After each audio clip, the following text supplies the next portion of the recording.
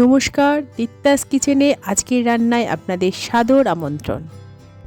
আজ নিয়ে এসেছি ডিমের একটি ইউনিক রেসিপি, নারকেল বাটা দিয়ে ডিমের ডালনা। খুব কম উপকরণে এই রান্নাটি করা অত্যন্ত সোজা, কিন্তু খেতে অসাধারণ টেস্টি। উপকরণ একবার দেখে নিই। প্রথমেই লাগবে ডিম। আমরা নিয়েছি মুরগির ডিম, হাঁসের ডিমও এটি হয়। 1 চামচ আদা রসুন বাটা, একটা পেঁয়াজ বড় বড় টুকরো কেটে নিয়েছি, দুটো মাঝারি সাইজের পেঁয়াজ মিহি করে কেটে নেওয়া হয়েছে, একটা বড় টমেটো কুচি, 1/2 কাপ নারকেল কুড়ো, দুটো কাঁচা লঙ্কা আর শুকনো লঙ্কা, ছোটো এলাচ, দারচিনি গরম মশলা হিসাবে। প্রথমে জল গরম করে তাতে নুন দিয়ে ডিমগুলো 12 মিনিট সেদ্ধ করে নেব। নুন দেওয়ার কারণে ডিমের খোসা ছাড়ানো সহজ হবে। সেদ্ধ হয়ে গেলে ডিমগুলো তুলে ঠান্ডা করে খোসা ছাড়িয়ে নেব। দেখুন ডিমের খোসা ছাড়ানো হয়েছে। এবার প্রতিটি ডিম মাঝ বরাবর লম্বা করে চিড়ে নিতে হবে, যাতে এর ভিতরে মশলাগুলো ভালো করে ঢোকে। এরপরে হলুদ আর কাশ্মীরি লঙ্কার গুঁড়ো ডিমের গায়ে ভালো করে মাখিয়ে নিয়ে 10 মিনিট রেখে দেবো। এর মাঝে আসুন একটা মশলা তৈরি করে নিই। প্যানে অল্প তেল দিয়ে তেল গরম হলে তাতে গোটা গরম মশলাগুলো ফোড়ন দিয়ে নিতে হবে। তেল আমরা সাদা তেলই ব্যবহার করব পুরো রান্নাটাতে।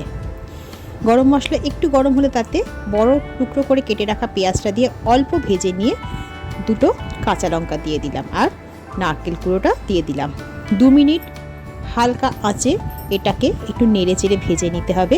তারপর একটু ঠান্ডা হলে গ্রাইন্ডার মিক্সারে দিয়ে এটাকে একটা মিহি পেস্ট তৈরি করে নিতে হবে।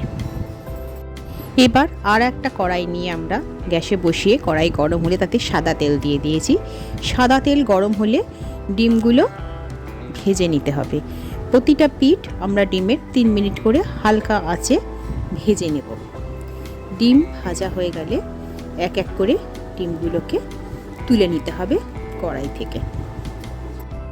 ডিম ভেজে তুলে নেওয়ার পরে বাকি তেলটা আবার একটু গরম করে মিহি করে কেটে রাখা পেঁয়াজগুলো প্রথমে দিয়ে 2 মিনিট হালকা আঁচে ভেজে নিতে হবে।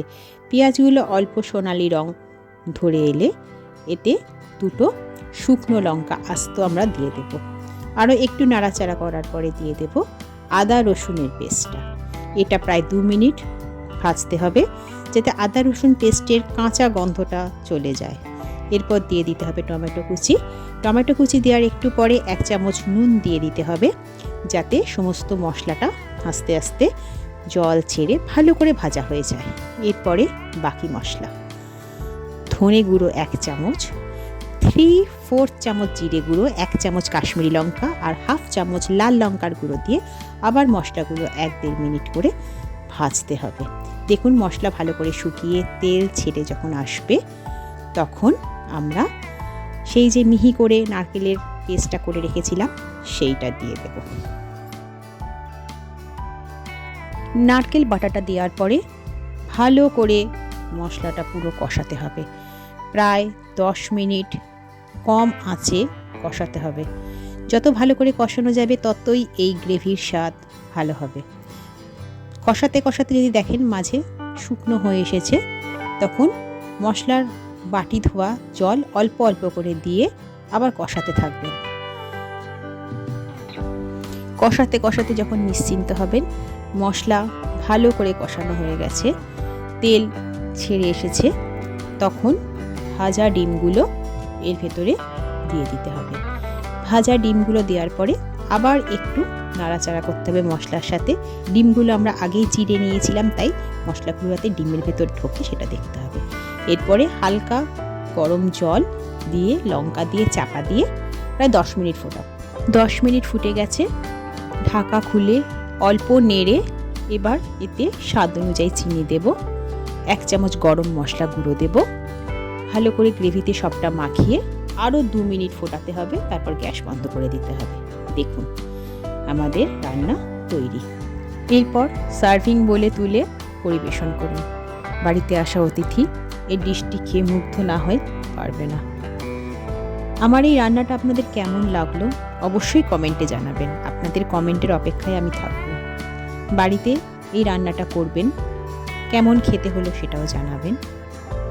আপনাদের মতামত আমাকে আরও এগিয়ে নিয়ে যেতে উৎসাহিত করবে।